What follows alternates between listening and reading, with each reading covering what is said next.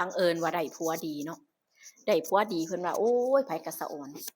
ไปเฮ็ดหยังไปทำเรื่องราวอีหยังไว้ผัวก็นำผัวนี่ก็นำผัวนี่ก็ตามเออปกป้องช่วยเหลือโดยเฉพาะไปเรื่องผู้ชายเรื่องผู้ชายชาวบ้านเขาเว้านินทาว่าร้ายเมียเรานี่เราก็บ่สนใจเดะเพราะว่าความที่ว่าเรารักคนก็มองว่าหรือว่าเอ่อเขาทำเสน่ห์บ่เราคือหลงคักแท้พี่น้องคนที่รักนี่รักอีหลีคนที่รักนี่รักอีหลีแต่ว่าคนที่รักพอปานกลางรักแนวใดรักพอปานกลางพี่น้องรักแบบพอกระเทินรักแต่ทีแรกพออยู่ไปนานๆก็เบื่อเอาแต่สิเฮ็ดไปอันนี้ก็หลายมีหมดทุกอย่างพี่น้องจ๋ามันก็แล้วแต่ว่าไผสิเจอเนาะแล้ว FC ของผู้เนี่ยเจอแบบใดมาแหน่ก็คอมเมนต์มาพูดคุยกันได้ผัวเรานี่อยู่นำกันมานับเป็น10ปีเดะแต่ว่าเราบ่มีลูกนำกันเรื่องราวสิเว้าให้ฟังเนี่ยเราบ่มีลูกนำกันบัดนี้ผัวนั่นรักแต่ว่าเมียนี่ก็โอ๊ยเหลือเกินเมียนี่ขอให้ออกจากบ้านเป็นหยังว่าติถ้าได้ออกจากบ้านปั๊บเออผู้ชายนี่ก็มักติดเราผู้ชายนี่ก็มักติดผู้ชายนี่ก็มักเข้ามาเกี่ยวพันผัวกังวลใจถ้าเมียออกจากบ้านปั๊บเนี่ยเมียออกจากบ้านปั๊บเนี่ยผัวสิหนักใจบ่สบายใจเราก็รักของเราเนาะเราหวงอะนะเห็นกับตาเราว่าเราเคยเห็นกับตาเออเห็นเมียนี่อยู่กับผู้ชายเราก็ยืนเบิ่งจนเขาเฮ็ดทุกอย่างเรียบร้อยเขาเสร็จกิจเรียบร้อยเลาก็ย่างหนีซื่อๆบาดนี้ก็บ่ว่าสิว่าทะเลาะกับเมียก็บ่ว่าสิเลิกเดะเลาก็ใช้ชีวิตปกติเพราะความที่เรารักเราว่าเมียของเรานี่เป็นแบบนี้มานานแล้วซึ่งกว่าสิรับได้นี่เมียนี่ขอว่าเออทุกมื้อนี้เจ้าให้ความสุขข้อยบ่พอข้อยบ่อิ่มบ่เต็มในใจเพราะฉะนั้นถ้าบ่เลิกก็ต้องยอมให้ข้อยไปหาผู้อื่นไปหาความสุขนอกบ้านไปหาความสุขจากคนอื่นเราว่าเราทำใจเป็นปีบ่แม่นว่าปุบปับก็สิดีเลยเดะคนนี่บ่แม่นคือสิเล่าให้ฟังนี่ล่ะว่าเรื่องราวเราเป็นจั่งใด ก็เลาว่าแรกๆเนี่ยก็หึงก็หวงเป็นเรื่องธรรมดาคือจั่งกับคนทั่วไปแต่ว่าพออยู่นำกันนานๆอยู่นำกันนานๆก็เลยเกิดความเข้าอกเข้าใจเออแล้วก็เกิดจากเมียเนี่ยเคยขอร้องว่าเจ้าสิเอาจั่งใดเออถ้าเจ้ารับบ่ได้เจ้าก็ต้องยอมเลิกเพราะว่าผัวนี่ให้ความสุขเมียบ่เต็มที่เลาว่าเดือนละครั้ง หลังๆมา2เดือนเทื่อหนึ่งแล้วก็เริ่มห่างออกไปเรื่อยๆคือเหตุผลเพราะร่างกายเราบ่ปกติคือมันอาจจะเป็นฮอร์โมนหรือว่าคือแบบร่างกายบ่แข็งแรงก็เลยเกิดแบบว่ามันมันก็เลยแบบบ่มีความรู้สึกนั้นแล้วทีนี้ผู้เป็นเมียนี่ก็บ่พบ่บ่พอใจก็เลยขอว่าเอาจั่งใดอาผัวก็เลยขอทำใจก่อนให้ข้อยขอทำใจก่อนเพราะว่าระหว่างข้อยขอทำใจก่อนว่าบ่อยากเลิกเพราะว่าคือมันเป็นความผิดของเจ้าของมันบ่แม่นความผิดของเขาแม่นบ่คันสิตามหึงตามหวงเหนี่ยวรั้งเขาก็มีความทุกข์นี่เขามีทุกข์ในใจแม่นบ่เขาก็สิแบบบ่มีความสุขอะ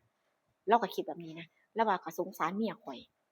ยสงสารเมียข้อยก็สิบ่มีความสุขก็สิแบบว่าจิตใจมันโหยหานะ1 ปีผ่านไปเลาก็รับได้รับได้คือหมายถึงว่าเอ่อ ขอแค่ว่าอย่าเอาเขามาบ้านเด้อหมายถึงว่าสิไปกินอยู่ไสก็ไปสิไปกินอยู่ไสก็ไปสิออกไปหาทางใดก็ไปแต่อย่าพาเขามาบ้านแต่อย่าเอายกอ่าให้ความสำคัญเขาเท่าเทียมกับผัวเจ้าของพอผัวก็เว้าแบบนี้บัดนี้เลาก็ปล่อยให้เมียเป็นอิสระหมู่เจ้าเชื่อบ่ปล่อยให้เป็นเมียให้เป็นอิสระแต่ว่าคือครอบครัวเขาเข้าใจกันแต่คนอื่นบ่เข้าใจอืมคนอื่นบ่เข้าใจหนึ่งแล้วคนมักเว้ามักเว้ามักประจานมัก นินทาจังซี่นะว่าอุ้ยเมียไปอยู่นอนกับผู้ชายนะนอนแล้วก็กลับมาหาผัวผัวก็เอาผัวก็ฮักก็แพงคือเก่านึ่งข้าวให้กินเฮ็ดแนวกินแนวอยากสู้กินเบิดซุอย่างซุอันทำงานเลี้ยงพร้อมเบิ่งแหน่เขาเขาเฮ็ดบุญด้วยอิหยังเขาคือได้ผัวดีแท้ก็คือคนก็สิเว้าให้เราน่ะบันทอนจิตใจคือหมายถึงว่าคนก็สิมาเว้าบันทอนจิตใจเราอยู่แบบนี้บ่อยครั้ง แต่ว่าเราก็บ่สนใจดอกว่าเพราะว่าเราก็เปิดใจยอมรับแล้วจังซี้เนาะเออบัดนี้เมียนี่ก็ออกไปข้างนอกอืมกับผู้ชายก็รู้จักดีว่ามีลูกมีผัวแล้วมีครอบครัวอยู่แต่ว่ามันบ่แม่นข้อผูกมัดคือหมายถึงว่ามีความสัมพันธ์แต่บ่มีข้อผูกมัดใดๆเขาก็บ่ปฏิเสธลักษณะว่าต่างคนต่างหาความสุขทางนี้เอาเว้าง่ายๆซะ แต่ว่าทางฝ่ายชายส่วนมากก็คือจะแอบมาแอบมาร้อยมาจังซี่แหละแต่ว่าฝ่ายหญิงเนี่ยคือตั้งใจไปหาเลยชีวิตเราอยู่แบบนี้คนว่าจะมีความสุขบ่จะถูกซ้อมเขาแบบนี้จะถูกเมียเนี่ยคือเมียนี่ออกไปหาผู้ชายแบบนี้แล้วว่าข้อยมีความสุขข้อยใช้ชีวิตปกติได้อย่ามาเดือดร้อนนำข้อยเขาสิเป็นจังไดก็สร้างเขาสิบ่ดีแนวใดก็ตาม ก็คือว่าข้อยฮักคือเก่าก็คือเป็นเมียข้อยนี่มันคือความสุขผู้ข้อยรับได้ข้อยก็อยู่ได้ญาติพี่น้องเดะญาติพี่น้องก็ว่ามันเสียศักดิ์ศรีเอ่ออายสะบ้านหมู่ก็มาเว้าแล้วว่าพี่น้องโดยเฉพาะเอ่อสายเลือดตัวเองพี่ๆน้องๆทางสายเลือดนี่ว่าอย่าซั่วหลายเกิดเป็นผู้ชายน่ะผู้หญิงบ่อึดบ่หลงนี่ เป็นหยังคือให้เขาเนี่ยสวมเขาเป็นหยังให้คือให้เขาเฮ็ดกับเจ้าของได้ขนาดนี้ถึงเวลาอยากกินออกไปข้างนอกไปหากินอิ่มแล้วกลับมาสักวันหนึ่งเดะเจ้าสิไกลเขาสิพาโลกเขาสินำโลกมาหาเจ้าเดะหาหมวผู้ชายหาหมวคนแบบนี้มันบ่ได้เขาให้เลิกพี่น้องนี่บ่ให้เลิกบางคนก็ตัดขาดการเป็นพี่เป็นน้องว่าอายชาวบ้านเขาบ่อยากนับญาติว่าน้องนี่ซั่วหลายเลาว่าสิเฮ็ดจั่งใดล่ะเราอะคือคนภายนอกเนาะเราว่าคนภายนอกนี่เห็นใจเขาอยู่เพราะว่าเขาบ่ฮู้ถึงเรื่องราวชีวิตการเป็นอยู่ของผัวและเมียเอ่อว่ามันเป็นแบบใดเขาบ่ฮู้ตื่นลึกหนาบางจังซี้นะเออเขาบ่ฮู้ว่าเนาะผู้ชายคนนี้เขาบ่ฮู้ว่าตัวเราเนี่ยให้ความสุขเมียบ่ได้คันสิเว้าไปว่าอุ๊ยข้อยเฮ็ดบ่ได้เนาะข้อยก็ให้เขาไปหาตัวเราก็ยังคงรักในศักดิ์ศรีเจ้าของจังซี้นะลูกผู้ชายจังซี้เราก็ยังคงแบบบ่กล้าที่จะเว้าออกไปจังซี้เนาะเราก็เลยเก็บไว้คือทีนี้คนที่มองเขาก็มองว่าเมียเรานี่ผิดเออเมียเรานี่ผิดออกไปเอ่อมั่วสุมกับหมายถึงว่ากับคนอื่น เปลี่ยนผู้ชายบ่ส่ำหน้าทั้งๆที่มีครอบครัวอยู่อิหยังประมาณนี้เนาะคนก็มองเป็นอิหยังก็เป็นคนบ่ดีเป็นผู้หญิงกากีเป็นหยังแล้วเขาก็เว้าไปแม่นบ่เว้าให้ไปทุทิศทุแดนจังซี้นะคือก็คือว่าคนที่บ่ดีก็คือก็คนที่ออกไปข้างนอกแต่ว่าปัญหาครอบครัวเขาที่นี่ปัญหาครอบครัวเขานี่คือเลาก็ยอมสารภาพว่าข้อยเฮ็ดบ่ได้ เพราะว่ามันถาโถมหลายเดะมันถาโถมพี่น้องก็ตัดขาดบ่อยากจะญาติด้วยว่าน้องนี่ซั่วเลาก็เลยสารภาพนะว่าข้อยบ่ฮู้ว่าสิเฮ็ดจั่งใดดีบ่อยากให้คนมองเมียนี่ในทางที่มันบ่ดีเออแล้วก็อยากให้คนเข้าใจจังซี้นะอยากให้พี่น้องเนี่ยอยากให้พี่น้องที่ทิ่มที่แบบว่าบ่อยากคบค้าสมาคมด้วยเนี่ยมอง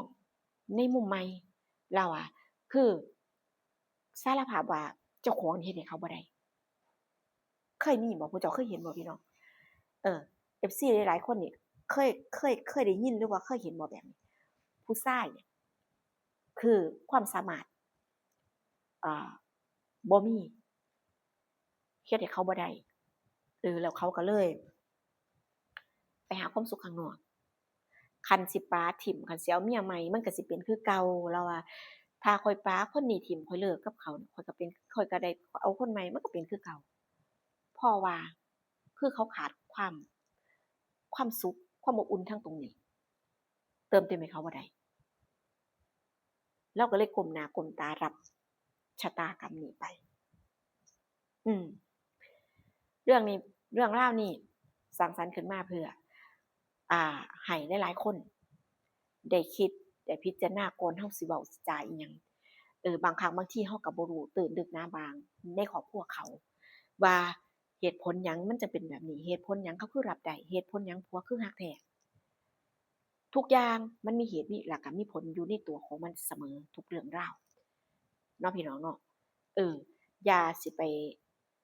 คือหมายถึงว่าอย่าสิไปวุ่นวายอย่าสิไปสร้างความเดือดร้อนอย่าสิไปบั่นทอนจิตใจเขา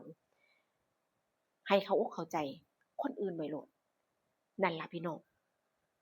คติเตือนใจเอามาเว้าให้ฟังเรื่องราวนี้ก็จบประมาณนี้บ่ยืดบ่ยาวเพราะมันก็บ่ได้ซับซ้อนเจอกันคลิปหน้าพี่น้องจ๋าดูว่าผู้สิมีเรื่องเล่าหยังมาเว้าให้ฟังอีกสำหรับคนมักฟังเรื่องเล่าเรื่องเล่าครอบครัวเรื่องเล่าปัญหาอื่นๆต่างๆนานาก็สิหามาเว้าให้ฟังฟังนำกันไปม่วนๆเพลินๆเนาะพี่น้องเนาะเจอกันคลิปหน้าค่ะส่วนคลิปนี้ไปแล้วนะคะสวัสดีค่ะ